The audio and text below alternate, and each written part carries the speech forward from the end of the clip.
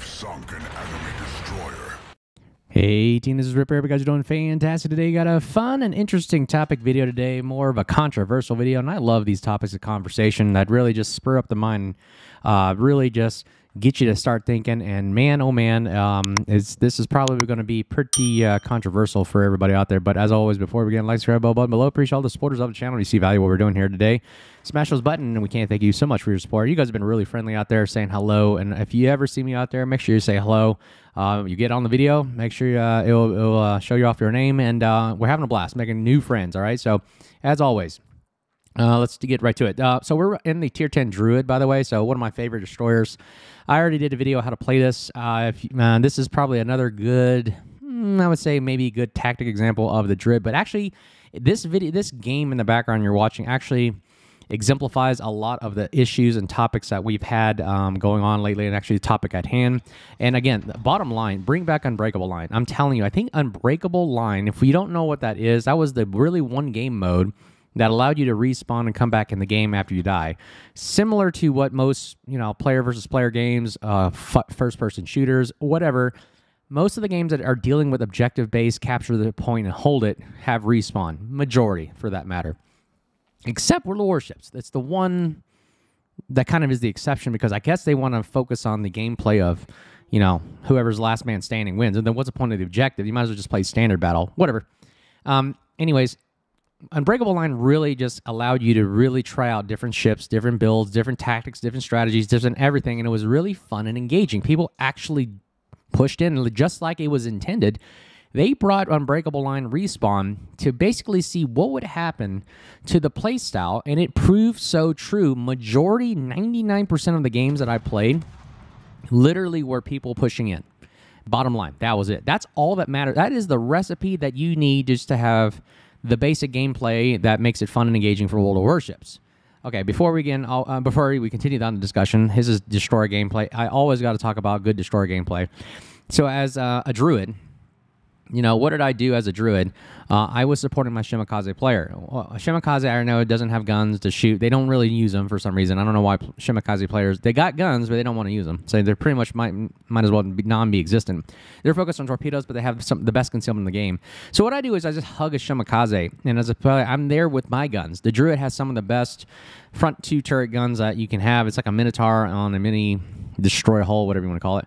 127mm guns, 975, great velocity, great damage, improved AP angle. It has everything I want in an AP shell. So right off the bat, what am I doing? I'm supporting the Shimakaze player. So as soon as he is engaged, he's spotting for me. So I'm spotted, so I'm going to go dark, because I know this gearing player is probably going to smoke up. Yeah, he does.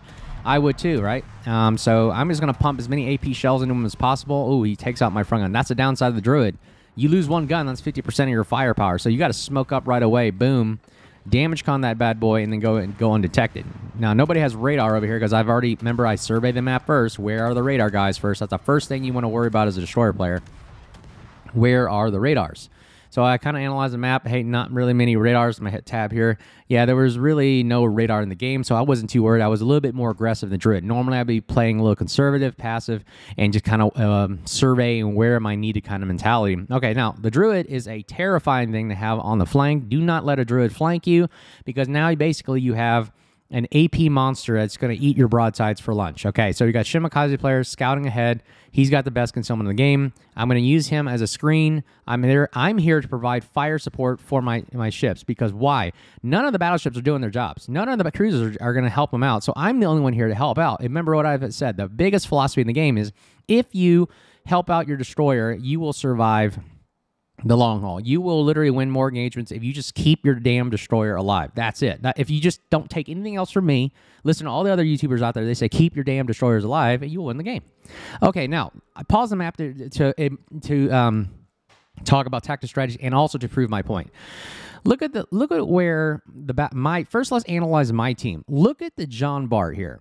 He's in some kind of shooting position to support the Yamagiri. Probably not. He's behind an island.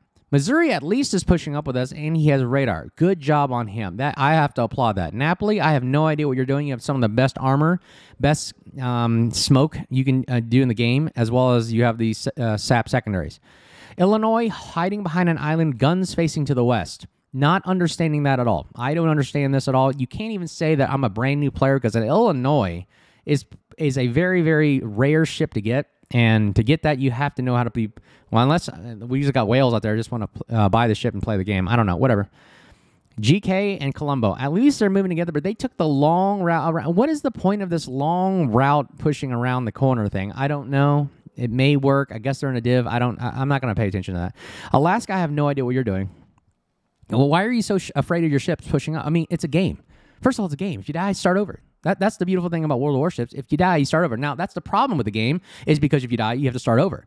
Because as you bring Respawn back, at least he comes back in the game and he can say, okay, that didn't work, let me try something else, and engage with the game, rather than what is the end goal of this Alaska sitting behind this entire island? His guns can't even shoot anything and use his radar for anything in the alpha. There's the problem right there. So you have battleship players doing weird things. You have cruiser players acting like battleships. So who are the only people up front doing the work? Shimakaze, Druid, Yamagiri. That's it. Hey, enemy team, I haven't let you out the hook yet. What is the point of this Soyuz player? Okay, you're covering the map. For what? I don't see anybody pushing up here. Well, his destroyer died. Ohio's kiting, and I've seen this a lot. Battleship players right off the bat kiting away, going in the wrong direction. Cruiser players also going in the wrong direction, hoping that, hey, let me shoot my long-range guns that are super accurate from way in the back, and that's how we'll win the game. It's like saying, hey, you know what? We just got the ball. Football, you guys understand football a lot better. It's like saying, hey, we just got the ball. We're on the 20-yard line. Let's go for a field goal. Let's just go ahead and screw the downs. Let's just kick a field goal from 80 yards out. Whatever.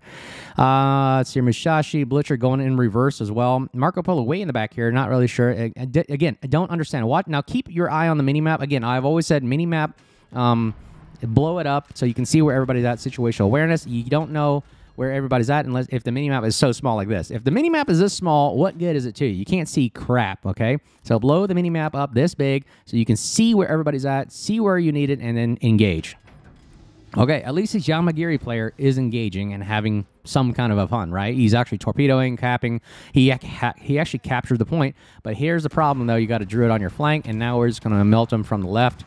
This is a great shot of a destroyer for a Druid player. I mean, look, it doesn't matter if he angles or not. The AP is just horrendous. It's just going to melt the crap out of you. 780 at a time, 480, 230. It doesn't matter. All right, we got to... Yeah, this is why I free look. I hold right mouse button. See how this free look is there? Hold right mouse button so you can zoom out to see the big picture every few seconds so you can see what the heck is shooting at me. Because why? I saw the exclamation point, and that's why I always recommend putting this commander build, exclamation point. As soon as it goes red, somebody's firing at you. Look around. What happened? That's a good destroyer play right there. All right, so we're going to take as much damage as we can off Yamagiri. Pop smoke. All right, go and detect. Okay, there is a threat over here, probably the gearing. Okay, so we're going to go in reverse. We have the Hydra up, so we can see the gearing torpedoes coming from a mile away, so we're okay. So let's go ahead and take as much damage as we can off this Yoshino. Broadside cruisers is also a nice, wonderful, juicy morsel for the Druid here. Just keep firing. Yep, it doesn't matter. I don't care if you angle. I'm still going to hit you unless nobody spots for me. Okay, so Shimakaze smoked up. He's dead. Okay, here we go. Yamagiri. Let's see if we can kill him. Okay, ready to go. Missouri. See, this is why Missouri player, kudos to him. He actually moved up and actually supported the destroyers. Wow. Look at everybody else. Everybody's in the back. Everybody's in the back. Yamagiri is by himself. John Bar, how's John Bar going to help Yamagiri? I have no idea. Look at these guys. Still in the back row. Going in reverse. Weird guys. Okay, and this is what's killing the game right here. Nobody wants to push up, engage, or shoot, or do anything. You can't win the game if you don't have your guns facing an appropriate direction or even able to fire at anything. Okay? See, at least this Montana is actually engaging in the game. He's actually... Okay, let me shoot at something. The problem is, that here's also the downside. Because he pushed up and nobody else is pushed up, everybody's in the back like Napoli, he can't see the Napoli, he can't shoot anyway. So what's the engaging point about this? Okay, at least Missouri and Montana can duke it out and have fun. Have fun. That's the name of the game, right? Have fun. All right, so I see the torps coming from a mile away. I'll speed this up so you can see how I dodge. Yeah, I'm just always in reverse in the Druid nowadays with the Hydro up. And that allows you to meet, again, nose in profile. Really hard to hit a Druid with torpedoes with nose in. All right, so now we're going to go to town and go to lunch on the Montana right here. So I'm just going to wait. I'm spotted right now, as you can see, detected. There, incoming. It went red. That means I stop, pop smoke. I know it's very cheeky, very easy kind of, you know, gameplay. But what we're here to play tactics here. We're not here to pick a fair fight. I'm here to basically maximize firepower, maximize survivability, and kill the other team, right? Now, kudos to the Montana. At least he pushed up and had, engaged, and it allows us to do this, dance. I get it. Battleships don't want to experience this, so it's very annoying. But hey, this is the nature of meta World of Warships today. The destroyer gameplay is literally the key component of the game. I'm sorry, this is just the way it is. He blind fires into us again. Why is he blind firing me and nobody else? Why? Because I'm the biggest threat to him right now, and he's the only thing he can see me. Look, Missouri's behind an island. They're not spotted. Namapoli's behind an island, not spotted. Shimakaze and Smoke's not spotted. So the only guy left to shoot at is really me. Even if the Missouri was spotted, which I really think he was, maybe potentially after he fired his shells right here, the Montana's still not going to fire at him. Again, like I said, I had in my last video said, look, battleship player, why are you blind firing? And finally he shoots at the Missouri. Why are you blind firing at a destroyer in the smoke with almost 0% chance of hitting him? You have maybe a 1%? Is that 1% going to really factor into your gameplay? I don't know. That's why I always say battleship players, make the right decisions here, okay? Now, battleship player, all he can do now is run away. There's nothing. That's the nature of World of Warships. Wargaming is also at fault here because this is what you're allowing to happen. You're creating an environment that basically is going to make a smart player literally find tactics and ways around the game so that they can maximize the killing of your other ships. And like there, what is the Montana supposed to do? See, Wargaming is also partly, this is your fault as well for you allowing this to happen, okay? But that's why you solved it with Unbreakable Line. By having respawns, you're allowing more people to push in and actually engage. Okay, now look at the map. Now we've killed everybody here, half the team. Now, the game's pretty much over at this point. Literally, after 6 minutes of sailing around, we're now about to enter, yes, ladies and gentlemen, World of Cruise Ships, where you're going to watch the next 10 minutes of just sailing. Really, I mean, this is what Wargaming wanted to create, a simulator sailing ship game where you get to enjoy the aesthetics and the cosmetics of beautiful World War II ships, but literally no engaging player at all. Like, look at this. Michelangelo back here running to the back, Blitzer running to the back, Marco Polo on the eye line. Shimakaze player always never uses guns and non-existent, so he's just still holding this island. I have no idea what futility this guy is going to provide. No radar, no hydro, no nothing. He's just going to keep shooting at this guy right here, which solves nothing. And then Ohio is literally beached on an island, setting up picnics, setting up camp. He's literally having a camp out, with the Boy and Girl Scouts here, right on this island right here, and having fun, teaching them how to tie knots. Okay, so that's the game right here, and let's speed it up because this is going to get boring. Again, what is the problem with this scenario right here? You are literally in the game is over in 5 to 6 minutes here, and Wargaming has created a system where this is literally World of Cruise Ships. And this because Unbreakable Line they introduced respawns literally killed this game and made the battleship player even worse. Because why? They are literally all they can know how to do is, well, I'm going to die anyways, run to the back of the map. At least in Unbreakable Line, they actually went towards the objective. At least they pointed look, it's a 50-50 shot. Either you point the ship towards the objective or you point it away. 99% of people I've seen in Battleship players are pointing where the Soviet Soyuz is, Marco Polo, everybody's in the back of the map. They're pointing in that direction as opposed to pointing towards the objective. There's only 2 places you can really point the ship, really.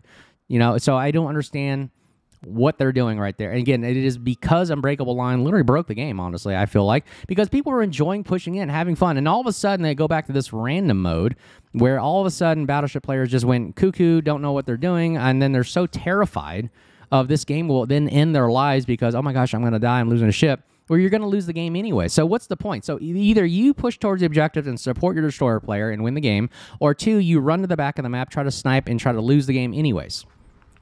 So if you're going to lose the game anyways, might as well push towards the objective and support your destroyer player. Soviet Soyuz dies right there to a destroyer. Look at that. Blitzer, Michelangelo. And now we're in World of Cruise Ships now. So you look at this. The game has pretty much been over for the next 12 to 13 minutes here, and we'll just speed it up. Again, I do believe Wargaming, you have to bring back Unbreakable Line. Make it a permanent game mode, and you're going to see more player introduce Tier 10, and if I dare say it, bring super ships if you want. I don't care if you want to make more money off of it. Don't let cruisers or submarine players be in this game. Look at this game here. Look at this, where the end result here. And look, everybody's pushing forward. Why? Because there's nobody left. It's just cruise ships now at this point. You're just sailing cruise ships around. So again, I don't understand the reason why you don't bring Unbreakable Line back. Unbreakable Line has broken the game in the sense that it makes battleship players and cruiser players terrified, and they're literally just sitting in the back, not understanding what to do. They don't know where to go, not understanding the game, the system, the logic. The destroyer player really will run amok on. I'm already knowing that submarine players and carriers already rule the map anyway, so that's a no-brainer. But the destroyer player still is the key component of the game, and it really just destroys cruiser and battleship gameplay. I'm not going to say all games are like this. You may get a 1% one game in out of 100 that you actually, people actually engage. Majority of games I've seen what you just saw in the background there, where there either is a blowout on my team or the other team, where the majority of battleship players are sitting in the back. Right, just sitting, hoping to win the game by kicking field goals from the 20-yard line in the back. So you're basically hoping to snipe your way to victory.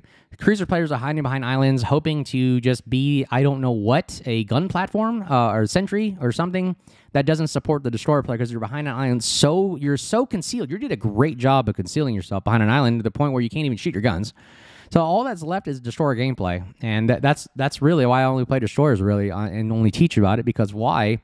They're the key component of the game in a capping hold objective point, not a back in the map sniping kind of game. I think I've made my point pretty clear.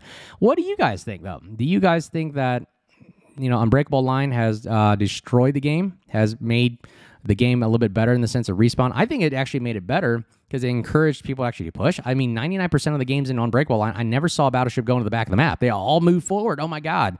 A game mode where battleships actually moved forward instead of going to the back. Literally. I literally saw 99% of my games, and I can only say 99 because I don't remember seeing a 1, but I can't say 100% guarantee.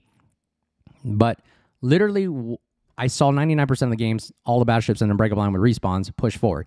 These games these days in randoms, it seems like, again, tier 10, even higher, even some tier 8 and 9, they are literally just sitting in the back. I don't get it. They're sitting behind an island hiding to save their ship. I don't understand it. I get it. You want to keep your ship alive, but that way, there's two options. Either keep your ship alive by playing, using your ship's specialties and abilities and whatever maneuverability, but hiding behind an island and a battleship, you might as well park it at a dock. Okay, here, Druid number 1. Again, why number 1? Because we did everything we're supposed to. Cap, spot, support your destroyer, do everything. Look at this. Okay, we did good there. Yeah, look at that. Have you noticed on the other team, who are in the back, who are the guys that are near the bottom of the tier pole here is most likely the cruiser player that sits in the back that hopes to snipe to death to win. The Musashi player in the back of the map. Again, Barbiano, I get it. It's not real. I think they're trying to last a video about how to play the Barbiano, and it's not a very viable kind of destroyer because it's terrible concealment and just relies on the guns. Marco Polo. Another battleship, none of the battleships. See, majority of the battleships are in the bottom row tier here because they were sitting in the back the whole time. Nothing they could do. Even though Ohio couldn't even push past the middle layer. Who are the majority of the big players here? Gearing, Shimakaze, maybe Blucher. Hey, actually, Sobotsuyo did something, maybe, I guess. Maybe he's just shooting a lot and pure damage. But yeah, there it is. So that's the nature of the gameplay. Let's see here. Yeah, we got same kind of build-up over here. All right. So anyways, what are your thoughts? Let me know in the comments below. If you see me out there, make sure you say hello. Great controversial topic. Let's talk about it again. And hope you guys have a good rest of the day. And until next time, we'll see you guys soon. Take care. Cheers.